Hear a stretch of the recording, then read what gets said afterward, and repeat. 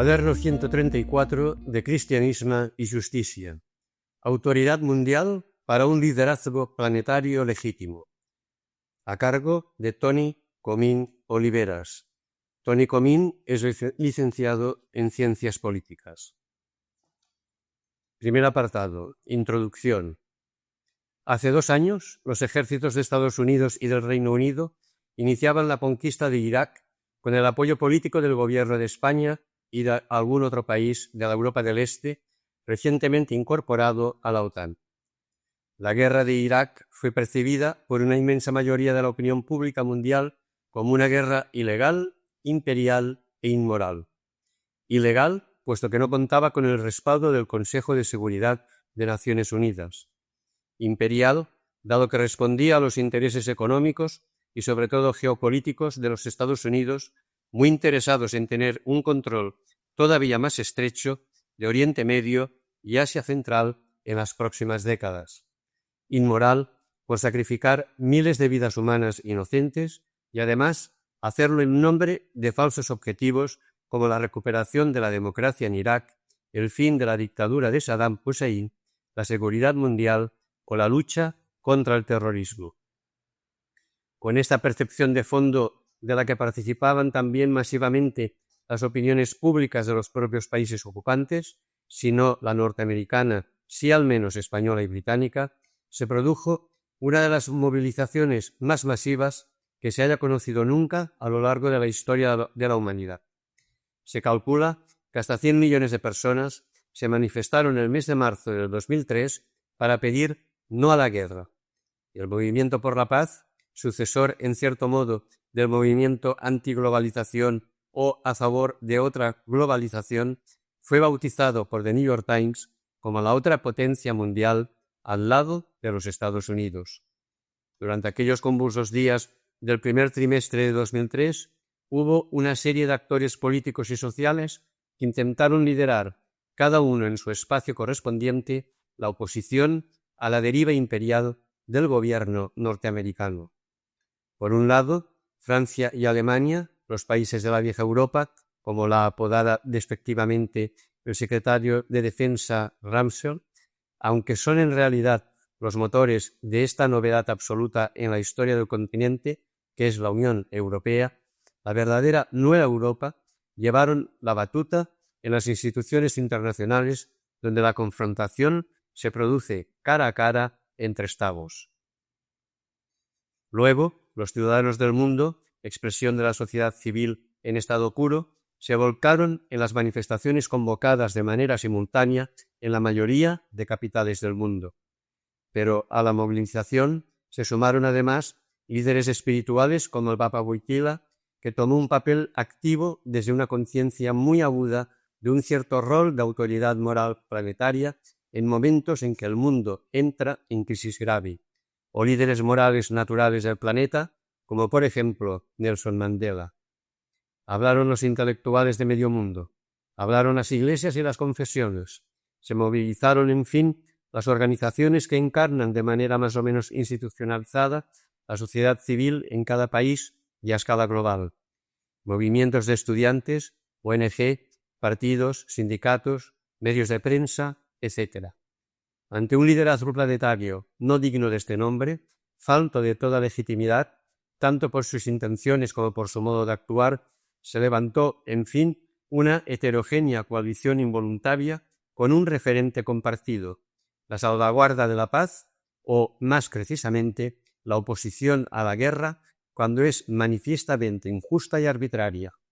Podemos ver en esta suma heterogénea de actores los trazos de un liderazgo planetario legítimo, cuáles son las condiciones éticas y cuáles son los actores que pueden articular un liderazgo político global para que sea posible considerarlo un liderazgo digno de la humanidad, que cumpla con los principios de justicia política, económica y cultural y que esté a la altura de los derechos humanos.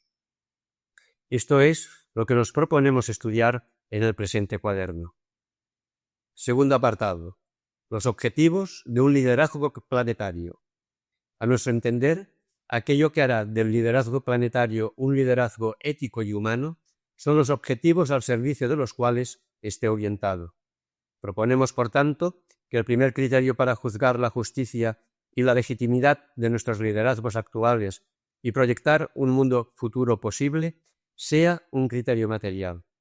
Cierto es que la filosofía política de tradición moderna, a la hora de plantear la ética y la legitimidad de lo político, ha insistido, desde Rousseau y Kant entre los ilustrados hasta Habermas y Rawls entre nuestros contemporáneos, en centrar la legitimidad de lo político en su dimensión formal y procedimental. En esta perspectiva, sería el nivel de calidad democrática de sus decisiones aquello que nos permite juzgar la bondad de un liderazgo político. Se trata, sin duda, de un criterio imprescindible para el que nos reservamos al apartado siguiente.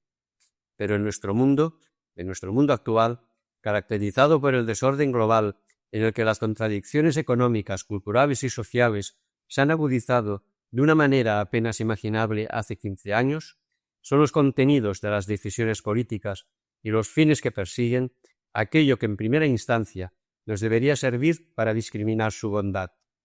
Por decirlo de algún modo, la urgencia de los desafíos desplaza la carga de la prueba para medir la ética del liderazgo político global, desde los criterios formales a los materiales, sin olvidar de todos modos que unos y otros, en realidad, están estrechamente vinculados.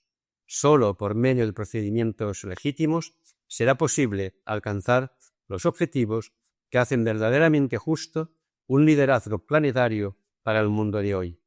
En consecuencia, ¿cuáles son estos objetivos o contenidos de un liderazgo ético para el mundo de hoy? Primero, que esté al servicio del desarrollo económico de los pueblos del sur.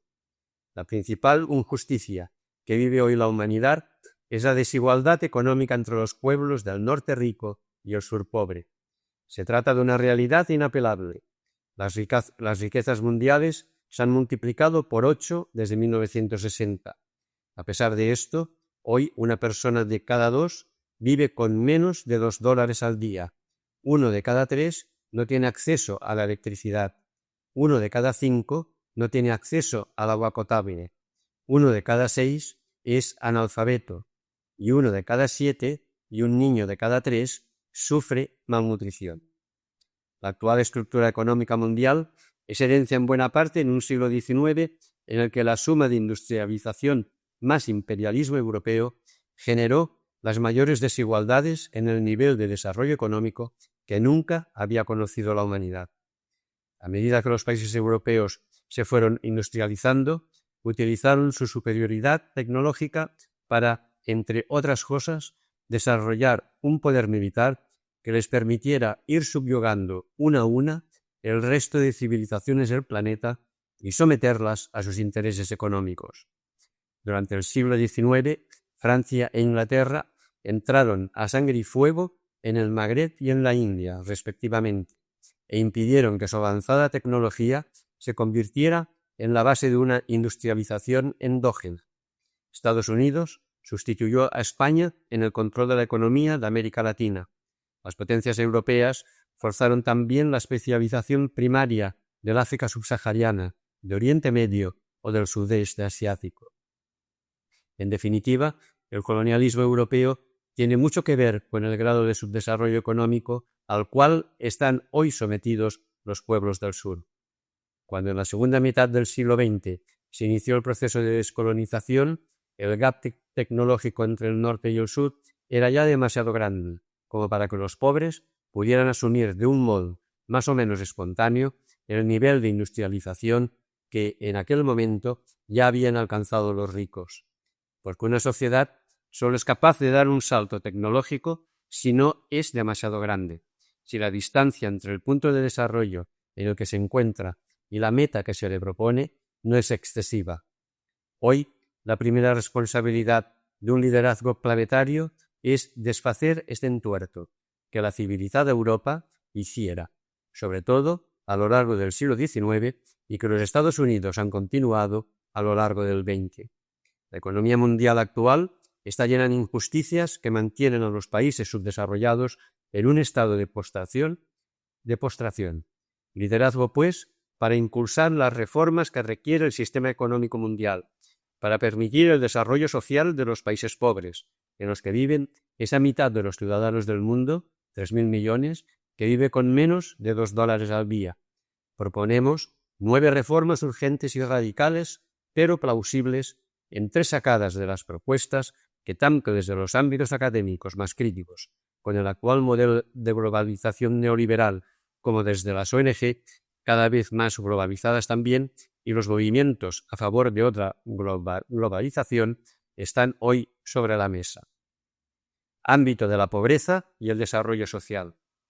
Creación de un Fondo Mundial contra la Pobreza que permita a los países pobres garantizar las 4 necesidades vitales básicas de sus ciudadanos: alimentación suficiente, atenciones sanitarias básicas, acceso al agua potable y educación básica.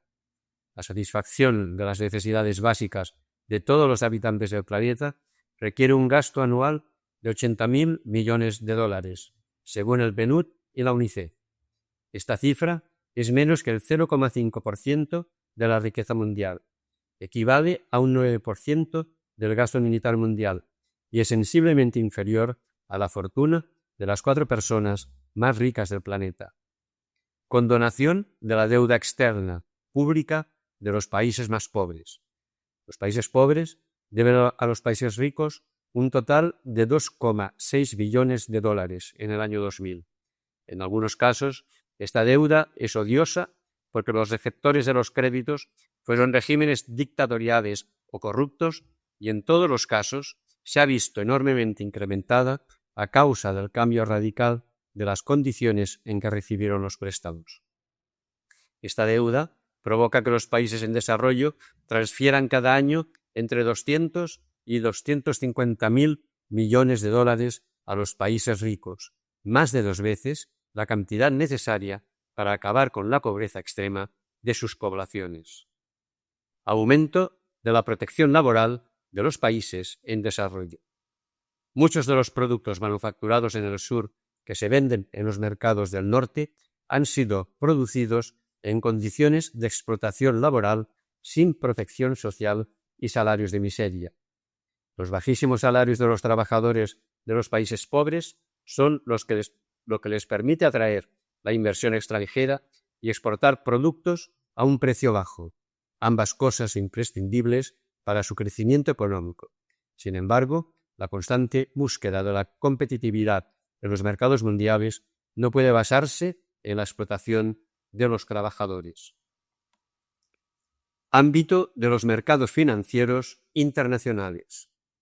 Regulación de la libre circulación de capitales para luchar contra su tendencia a la especulación, a la inestabilidad y a la generación de crisis financieras que castigan sobre todo a los países en desarrollo con efectos sociales a menudo devastadores y que tienen la curiosa virtud de propagar la ruina económica de una economía enferma a otra sana.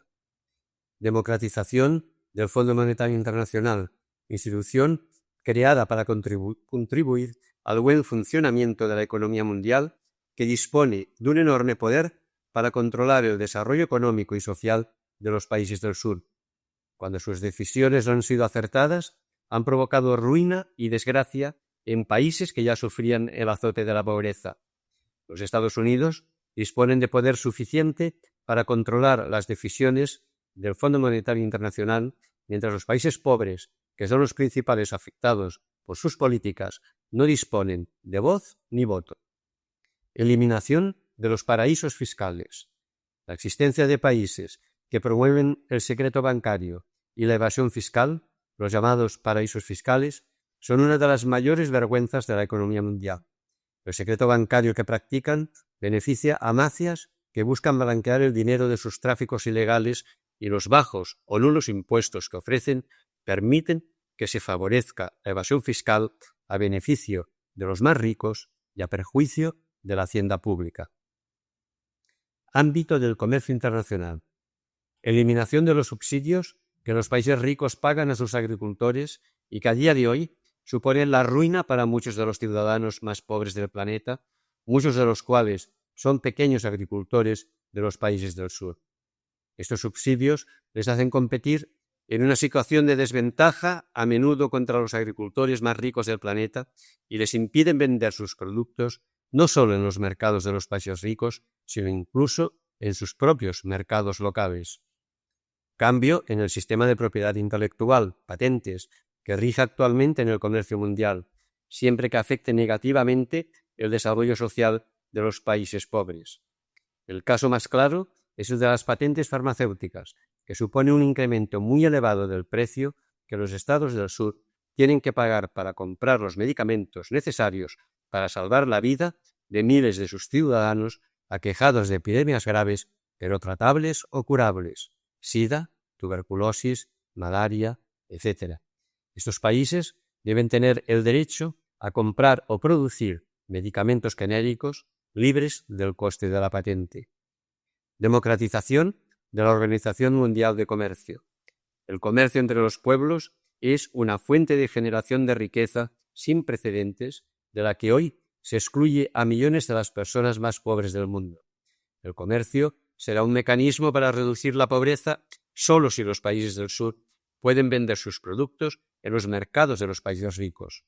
Pero la realidad es que hoy los países ricos han cerrado sus mercados a los países pobres. La Organización Mundial de Comercio, el organismo internacional encargado de regular el comercio mundial, es quien más podría favorecer un comercio con justicia, pero en ella, hoy todavía, pesan mucho más los países ricos que los del sur. Segundo, que esté al servicio de la justicia cultural global y del diálogo de civilizaciones. Las disfunciones de la globalización no afectan solo la consolidación de los derechos sociales, también convulsionan a veces de manera dramática la diversidad cultural del planeta. La cultura occidental, consumista e individualista, antitradicional y modernizadora, entra de la mano de los mercados globales en sociedades que a menudo la reciben como un imperialismo cultural desintegrador de sus estructuras sociales. Estructuras que, vistas desde Occidente, pueden parecer tradicionales y predemocráticas, pero que tienen un fuerte componente comunitario. ¿Cómo deshacer el nudo gordiano que liga la modernización con el individualismo posesivo típico del liberalismo económico? ¿Cómo avanzar en la democratización sin caer en la occidentalización? Nos encontramos ante un choque de culturas que, no a la manera del choque de civilizaciones que narrara Huntington en su célebre ensayo como un choque maniqueo entre la democracia occidental y las civilizaciones no democráticas. Más bien estamos ante lo que Barber describe como el choque entre la cultura McWall y la cultura Jihad. La primera es la cultura del materialismo capitalista y de la fugacidad consumista, que tiene como icono las marcas globales como Nike y los McDonald's como templo de referencia, y que encuentra en los mercados globales y en los medios de comunicación de alcance planetario su palanca para la estandarización de los gustos y de los estilos de vida. El nombre de la segunda, cultura jihad, simboliza todos aquellos movimientos de raíz religiosa, nacionalista y cultural que, reaccionando defensivamente ante el huracán occidentalizador, se recluye en el integrismo. El fundamentalismo islámico es un ejemplo, pero no el único. Contra la integración capitalista y la homogeneización oponen la lógica de la fragmentación y el particularismo identitario y la comunidad cultural de referencia. Y como alerta Barber, tan peligroso es para la democracia y los derechos de ciudadanía el integrismo fragmentador como el globalismo capitalista. No solo porque el uno mina el Estado para buscar comunidades particulares más pequeñas, mientras que el otro lo socava para promover espacios económicos más grandes. El riesgo es más profundo, es la propia naturaleza de cada uno de estos contrincantes la que se opone a la lógica de la ciudadanía. La cultura jihad menosprecia la libertad y los derechos cívicos que son el pilar básico de la democracia. McWall menosprecia la dimensión solidaria de la democracia y a la lógica cívica de la ciudadanía opone la lógica individualista del consumidor, a menudo incompatibles. La democracia es la víctima común de estos dos enemigos, cada vez que se combaten, se retroalimenta. Es imprescindible comprender los conflictos culturales que se están generando en el marco del actual proceso de globalización desde este prisma que propone Barber para intentar dar una solución cabal al nuevo terrorismo neofundamentalista. Del conflicto entre Jihad y McWall hemos pasado hoy a la lucha abierta entre el terrorismo del tipo Al-Qaeda, cuyo sentido vital es ataque nihilista a Occidente, y el imperialismo norteamericano. Ni los neocons republicanos de Estados Unidos representan a Occidente, y menos en su deriva imperialista actual, ni el neofundamentalismo integrista representa al mundo islámico, y menos en su deriva terrorista. Sin embargo, uno y otro, el imperio y Al-Qaeda, no son sino la versión armada militarizada de McWall y Jihad, fruto de un proceso de radicalización.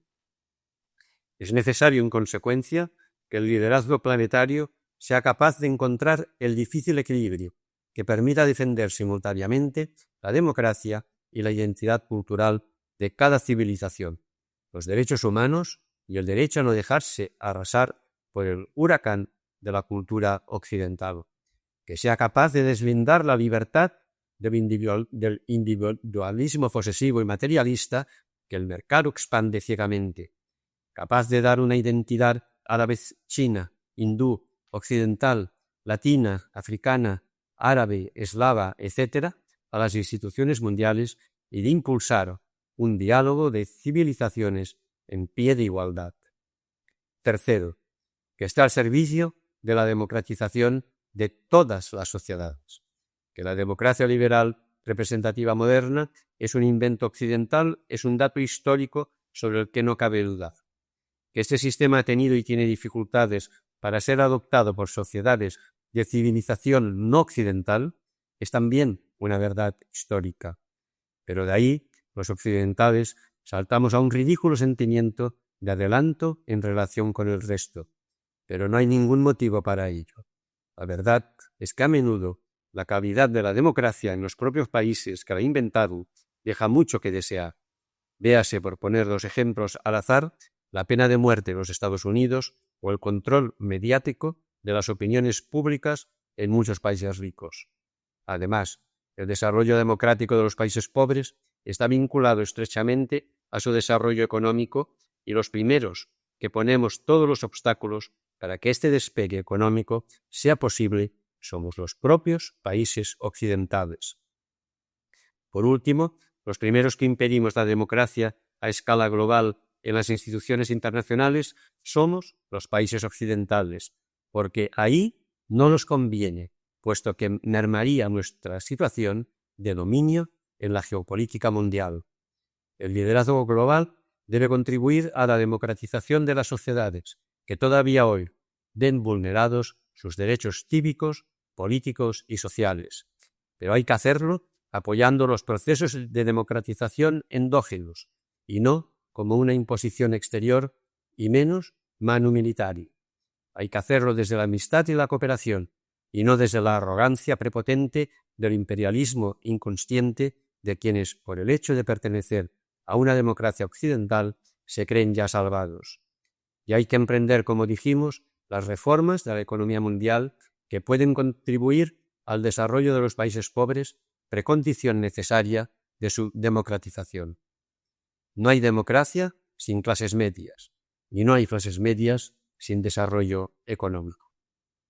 Y cuarto, que esté al servicio de la paz mundial. De acuerdo con la visión de la escuela llamada realista de las relaciones internacionales, la pregunta clave para entender la geopolítica mundial es ¿quién domina a quién?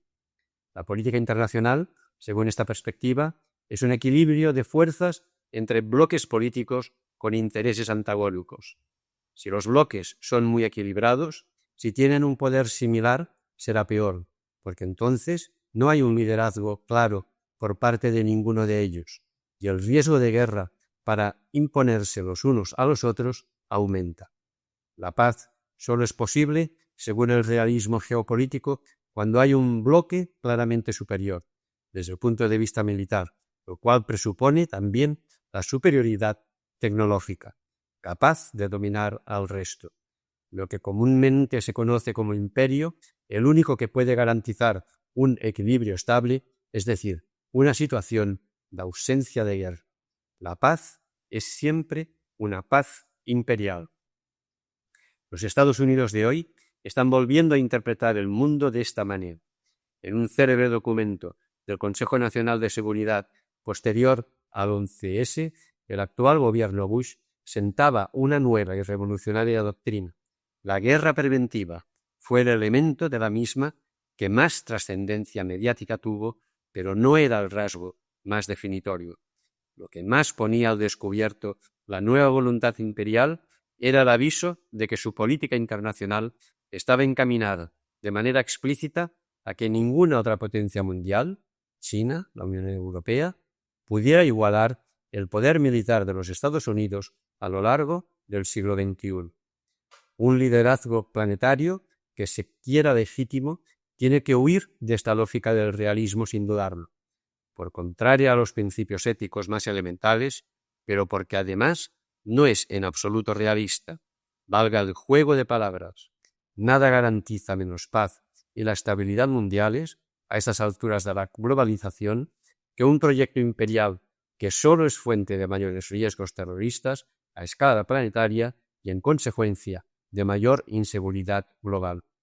Sin embargo, la fuerza de la lógica imperial es que pretende justificarse en términos éticos y razonables, al modo hobbesiano, dado que el derecho a la seguridad es el primero de los derechos y dado que este derecho está en contradicción con algunas de las libertades democráticas fundamentales, libertades civiles en el interior de cada sociedad, por un lado, y principios democráticos en las relaciones entre Estados, por el otro, puesto que el respeto de las mismas va contra la eficacia en la defensa de aquel, es necesario sacrificar estas para salvaguardar aquel.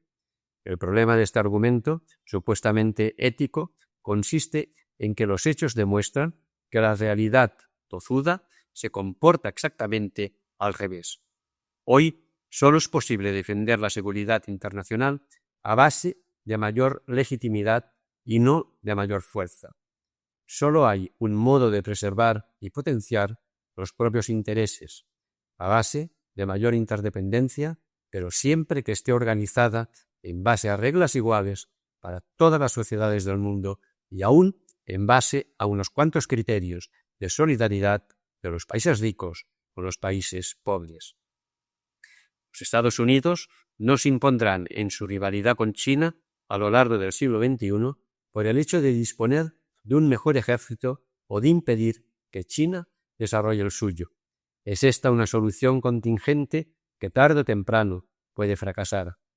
Occidente solo ganará su batalla contra China a base de estrechar sus lazos con ella y compartir con ella el liderazgo político del destino del mundo, de consolidar unas Naciones Unidas de las que nadie se pueda desmarcar y en la que todas las voces estén representadas por igual.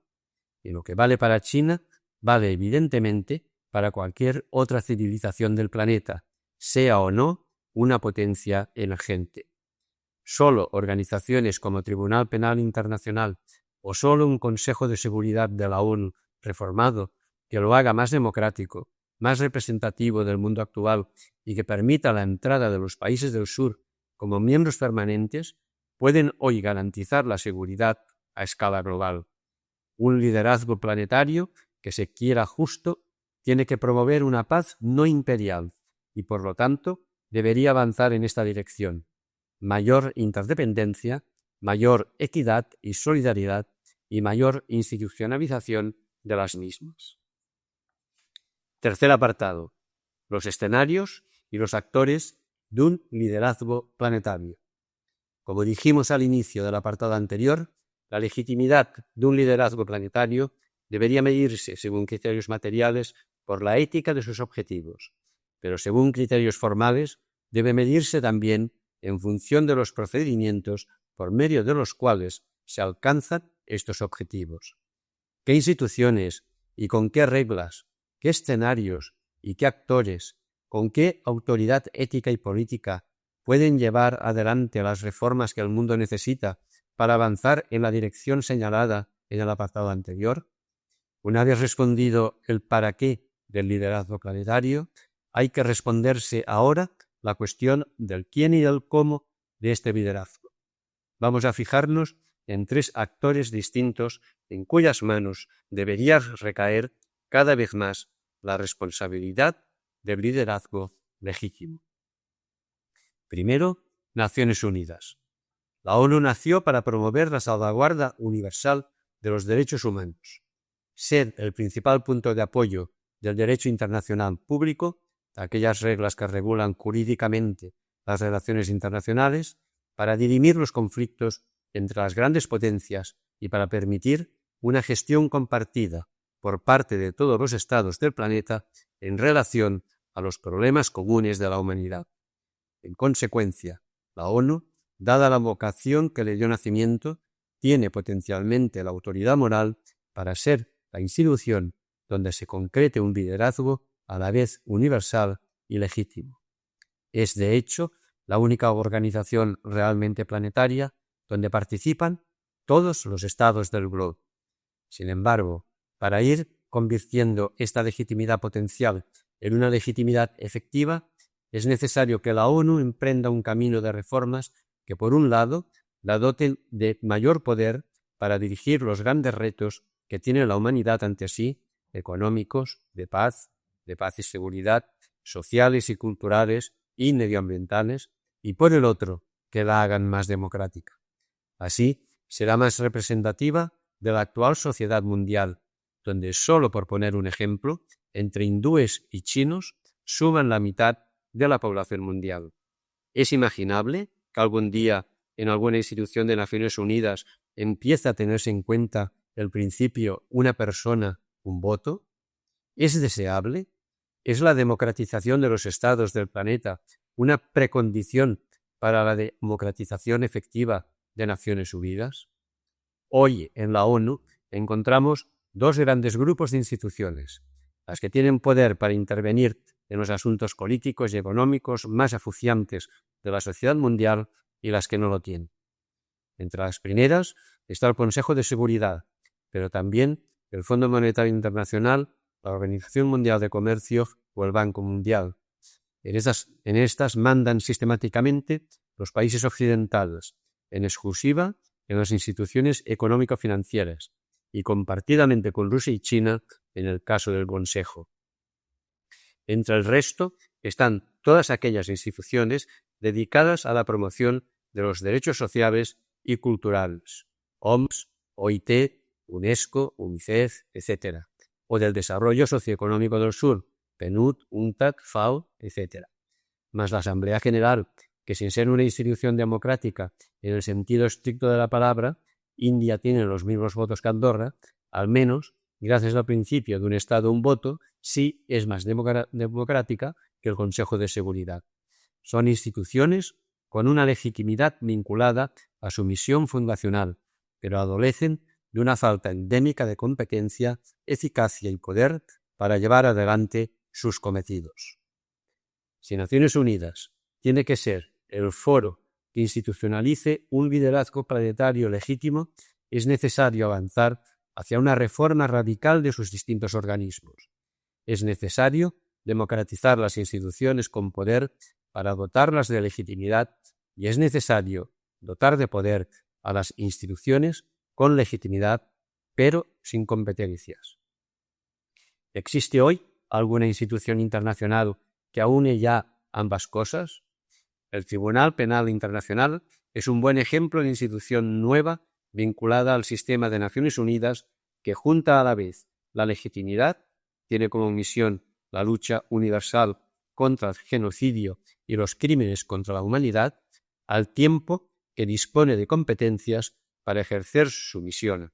De hecho, mientras que las instituciones de la ONU están todas ellas por debajo de los estados, sometidas a su soberanía y por esto las llamamos instituciones internacionales, el Tribunal Penal es posiblemente el primer ejemplo de institución de vocación universal de tipo supranacional, es decir, con capacidad para actuar contra la voluntad de sus Estados miembros.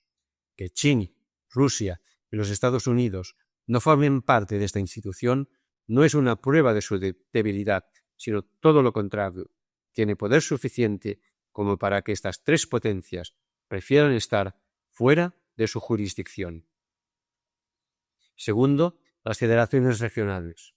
Los procesos de regionalización son interesantes a la hora de imaginar una geopolítica global lo más ética posible, porque permiten que los bloques políticos que se enfrentan en el tablero mundial sean lo más equilibrados posible. Un mundo dividido políticamente entre casi 200 estados, con rentas y capacidad tecnológica, poder militar, extensión territorial y población completamente dispares, es un mundo donde las capacidades de negociación, cuando las relaciones internacionales se basan en el bilateralismo, son necesariamente muy desiguales. Hay países solo grandes, Rusia, otros solo ricos, Japón, otros grandes y ricos, pero poco poblados, Estados Unidos, otros poblados y ricos, pero pequeños, Europa Occidental, otros grandes y poblados, pero pobres, China e India, muchos otros migrantes y ricos, pero muy poblados, algunos países africanos y algunos bastantes migrantes, ni ricos ni poblados. ¿Cómo garantizar por igual la defensa de los intereses de todas las sociedades del planeta en un mundo así? La construcción de federaciones regionales permitiría equilibrar bastante la extensión y la población y parcialmente la riqueza de cada bloque político en liza. La política internacional consiste en la defensa por parte de cada Estado o federación de Estados de sus propios intereses. Un liderazgo planetario legítimo exige que los intereses de todos sean tenidos en cuenta por igual. Por esto, el regionalismo, siempre que se haga con procedimientos democráticos, tiene un valor ético o de justicia política. Por otro lado, el regionalismo, el proceso de integración de varios estados en una federación política mayor que los agrupe, es un proceso lento y laborioso que requiere de factores objetivos que lo impulsen, más allá de la mera voluntad política. Una cierta integración comercial, unidad de mercado, una cierta unidad geográfica entre sus partes, una afinidad cultural o de civilización, etc. En el paradigma e inspiración realista de Huntington, un mundo de civilizaciones con poderes relativamente equiparables es un mundo abocado al choque de civilizaciones, desde la premisa que no habría ninguna civilización en condiciones de ejercer el liderazgo planetario, esto es, de imponerse a las demás de manera estable. En nuestro paradigma, radicalmente opuesto al realismo, el regionalismo es el fundamento geopolítico para permitir un liderazgo planetario no imperial, sino compartido, que es el único liderazgo planetario que puede ser calificado de ético. De hecho, el regionalismo puede ser considerado como la infraestructura necesaria para avanzar en la democratización de las Naciones Unidas. ¿Quién va a impulsar la reforma de Naciones Unidas sino aquellos estados que más tienen que ganar en ellas, que son los del sur? Pero ¿cómo los estados del sur podrán ganar algunas batallas en esta larga guerra si no presentan batalla unidos? Para cualquier proceso de regionalización, tanto económica como política, sin duda el proceso de integración iniciado en Europa después de la Segunda Guerra Mundial es el referente principal, prácticamente ineludible. La Unión Europea no es solo referente por el hecho de ser el más avanzado de todos los procesos de integración regional que hay en curso actualmente en el planeta, lo es también porque este proceso tiene en sí mismo una fuerte impronta ética.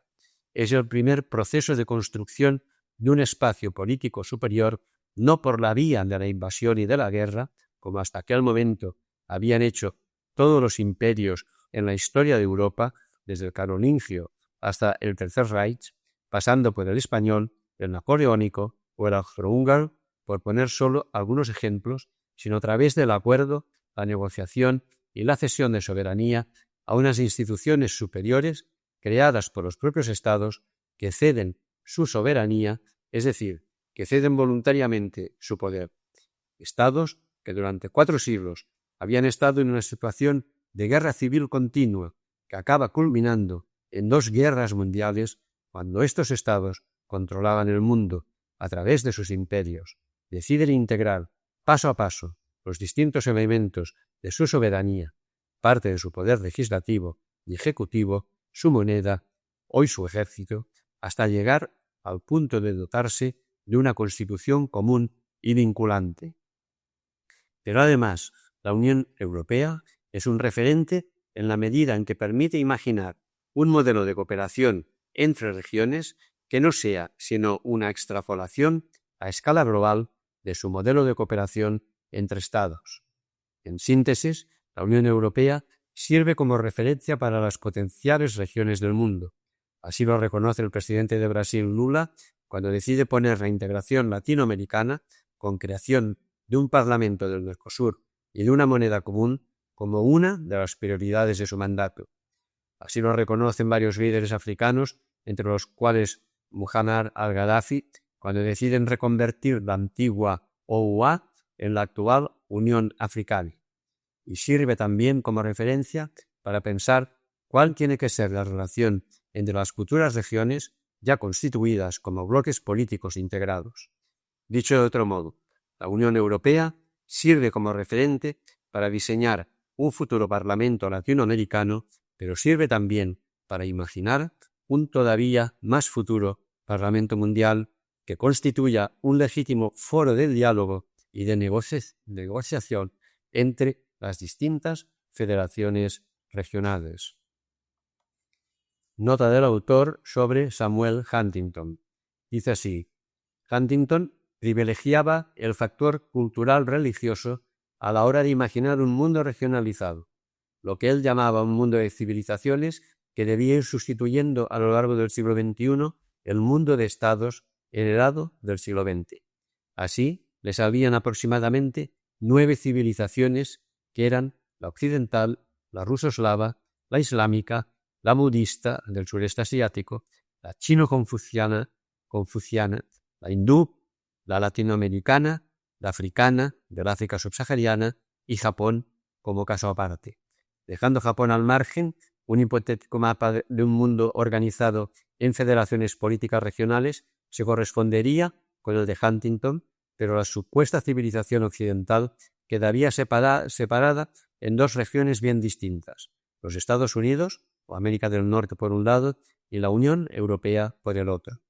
De hecho, algunos líderes políticos han sugerido, en clave estrictamente utópica, crear un G8 realmente legítimo, donde se sentaría no los 7 grandes más Rusia, sino Estados Unidos, la Unión Europea, Rusia, China, India, que ya son por sí mismas una federación regional, América Latina, que cuenta con el Mercosur como un embrión de federación regional, la Unión Africana y el ASEAN, que viene a ser un embrión de federación regional del sureste asiático. Hasta aquí la nota sobre Huntington. Tercero, la sociedad civil mundial. En los últimos años, algo de esto contábamos en nuestra introducción, hemos asistido a la emergencia de verdaderos movimientos sociales de escala planetaria. El movimiento antiglobalización neoliberal o el reciente movimiento contra la guerra de Irak, de la misma manera que en el siglo XIX, en el marco del capitalismo industrial nacional, emergió un poderoso movimiento obrero que precedió a la construcción del estado del bienestar, hoy, ya iniciado el siglo XXI, son muchos los que perciben este movimiento por otra globalización en el marco del nuevo capitalismo global e informacional, como el anticipo de la construcción de un welfare global, de un estado del bienestar a escala planetaria. En cualquier caso, lo interesante para el tema que nos ocupa es que a lo largo de la historia de Occidente, todos los procesos de democratización profunda de sus sociedades han ido precedidos de un poderoso movimiento social que los ha impulsado y que los ha liderado. Las clases burguesas impulsaron la conversión del Estado absoluto en Estado liberal. Las clases trabajadoras impulsaron la conversión del Estado liberal en Estado democrático, primero, y social después. La historia de la democracia es la historia de una sociedad civil articulada que ha actuado ejerciendo un liderazgo para llevar a cabo reformas que, consideradas retrospectivamente, han supuesto un progreso desde el punto de vista ético. La pregunta que nos hacemos es, por lo tanto, esta: ¿es posible una reforma con valor ético que no esté liderada también desde la sociedad civil? ¿Es la sociedad civil, por lo tanto, un actor indispensable para hablar de liderazgo ético? Aplicando la misma pregunta al caso que nos ocupa, ¿es la sociedad civil mundial un componente necesario para un liderazgo planetario ético o legítimo? Los hechos parecen demostrar que sí. Los actuales movimientos sociales parecen constituir la expresión de una sociedad civil internacional, justo en el momento en que nuestro mundo global parece estar reclamando reformas profundas y alguien que las impulse, alguien que junte la autoridad moral para pretenderlo y el poder suficiente para realizarlas. Esta sociedad civil global, con su Foro Social Mundial y sus 1000 otras maneras de concretarse, está siendo el más clave intento de institucionalizar un sujeto colectivo que ejerza un liderazgo, si no propiamente político, sí al menos moral, a escala planetaria.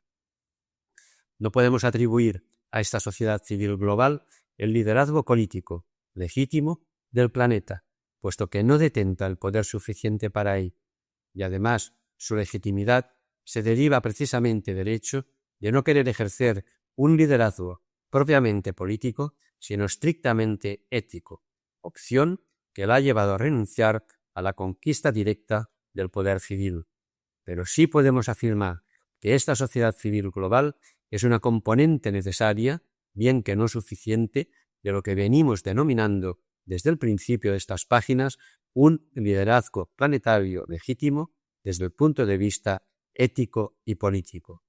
No hay liderazgo planetario sin contar en él a la miríada de ONG, movimientos sociales más o menos informales, centros de estudio y de investigación, universidades, movimientos religiosos e iglesias, medios de prensa e intelectuales de alcance global, partidos y sindicatos que conforman esta plural y naciente sociedad civil mundial y que detenta hoy, seguramente como ningún otro actor, la autoridad moral de la que cualquier liderazgo legítimo no puede prescindir.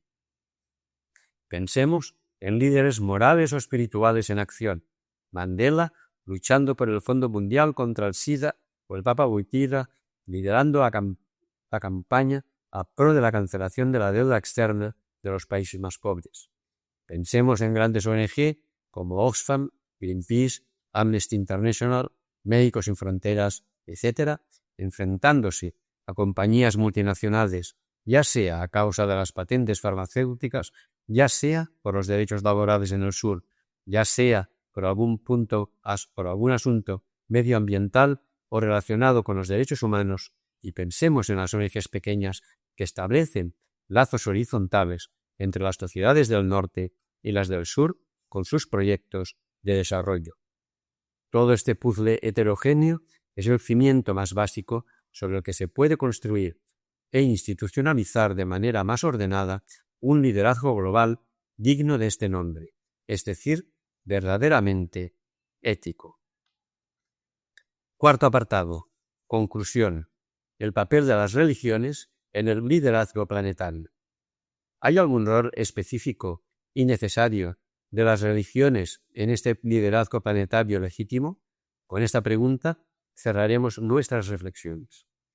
Como hemos visto, el objetivo de este liderazgo es la realización de manera efectiva y universal de los derechos humanos, todos los derechos y para todos los ciudadanos del mundo. Los derechos humanos, tal y como los concebimos hoy, fueron sin duda un invento moderno. La modernidad los fundó en la razón, pues las narraciones de tipo ético son lo que conocemos por ideologías. En efecto, los derechos humanos fueron evolucionando y profundizándose al hilo del liberalismo, del socialismo y de todas las ideologías hijas de la modernidad que tienen algo que decir sobre la emancipación humana, los nacionalismos democráticos, el federalismo el ecologismo, el feminismo, el pacifismo, etc. Pero la razón humana, en la que se juntan siempre todas las ideologías de tradición moderna, todas las narraciones con carga ética, tiene un límite infranqueable que en el siglo XX ha irrumpido con toda su fuerza, dando lugar a la crisis definitiva de la modernidad, del racionalismo y al advenimiento de una cierta melancolía posmoderna. ¿De qué límite hablamos? A lo largo de nuestro dramático siglo XX hemos descubierto que, cuando entramos en el campo de la ética, la razón puede proporcionarnos contenidos, esto es, puede describirnos valores, puede decirnos cuáles son válidos y cuáles no, cuáles son humanos y cuáles inhumanos, pero no pueden proporcionarnos motivaciones. La razón, como reconoce el propio Habermas, quizás el mayor de todos los filósofos de la ética vivos hoy en día y un adalid de la secularización de todas las esferas normativas, puede decirnos qué es lo bueno y qué es lo malo en cada contexto histórico determinado, pero no puede decirnos por qué debo optar por el bien y no por el mal. En este contexto posmoderno, en que reconocemos la crisis de la razón ética en tanto que admitimos su debilidad motivacional, aparece un problema político nuevo. Los derechos humanos necesitan un fundamento, más allá de su fundamento racional moderno, que sigue siendo necesario, pero que se revela insuficiente. Las ideologías a lo largo del siglo XX han caído como mitos dogmáticos que proporcionaban un sentido a la historia y a las vidas de las gentes. Y sin embargo, los derechos humanos siguen frente a nosotros como el único modo de salvaguardar el carácter humano de la humanidad. Siguen, en fin, siendo nuestro ideal vigente. En este sentido, las religiones pueden aparecer como un sustento motivacional para unos derechos humanos necesitados de un fundamento de este tipo. Quizás habrá que sustituir las antiguas narraciones ideológicas de la modernidad, basadas en una razón autodogmatizada, por unas nuevas narraciones espirituales. Y es evidente que para ello el concurso de las religiones resulta imprescindible. Sin embargo, esta recuperación de lo religioso para reivindicar los derechos humanos como ideal universal debería suponer un cambio radical en el modo como las religiones se perciben a sí mismas y su relación con la cultura y la sociedad.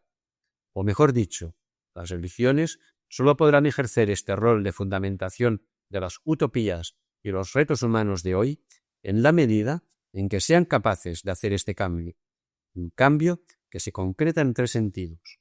En primer lugar, la modernidad no ha pasado en vano. Nada en la religión que sea ciertamente incompatible con la razón puede ser aceptado como válido. Hay que aceptar las religiones, las narraciones espirituales, en la medida en que ellas vayan demostrando que son religiones ilustradas, que se base en un tipo de lenguaje específico. El lenguaje simbólico no implica que tengan derecho a contradecir la razón. Una prueba de este carácter ilustrado de la religión es la renuncia a autopercibirse en una clave dogmática o fundamentalista como la única religión verdadera. Las religiones ilustradas son religiones que reconocen a las demás tanto valor social como a sí mismos. Son, pues, las religiones en diálogo. En este sentido, el diálogo interreligioso es la forma que toman necesariamente las religiones cuando se adaptan a la herencia que la modernidad ha dejado ya para siempre en la cultura de la humanidad. En segundo lugar, el mismo proceso de globalización obliga a las distintas religiones a encontrarse, a interactuar las unas con las otras. La globalización, al facilitar la interacción económica, cultural y política entre sociedades más alejadas, ha empequeñecido el mundo. Al ser el mundo más vasto para cada individuo, el mundo se ha hecho pequeño si lo miramos desde fuera. Las religiones en un mundo globalizado son necesariamente religiones que se encuentran. Por esto, el diálogo interreligioso no es sólo una necesidad normativa derivada de la voluntad de depurar las religiones para ilustrarlas, sino que se convierte en una necesidad objetiva derivada de los procesos de confluencia de todo tipo que caracterizan el mundo de hoy. En tercer lugar, esta recuperación de lo religioso tiene sentido sólo en la medida en que sirve de fundamento motivacional para los ideales éticos y políticos que hemos ido viendo a lo largo de estas páginas. De hecho, el verdadero lugar en el que las religiones se pueden encontrar y entrar en diálogo las unas con las otras no es el lugar de la discusión teórica, dogmática o teológica, sino el lugar de la lucha a favor de la justicia y de los derechos de los ciudadanos más débiles de la ciudad global. En definitiva, el diálogo interreligioso en un mundo globalizado, sí, globalizado, en la medida en que las religiones sean el motor espiritual de las reformas que tienen que ir convirtiendo en una realidad la utopía de los derechos humanos, la utopía del desarrollo integral y universal de la humanidad, de todas las personas y de toda persona. En este sentido, las religiones en diálogo serán también un componente indispensable de este liderazgo planetario legítimo, al servicio de la justicia económica, la libertad, la identidad y la paz. Hasta aquí el cuaderno 134 de Cristianisme y Justícia.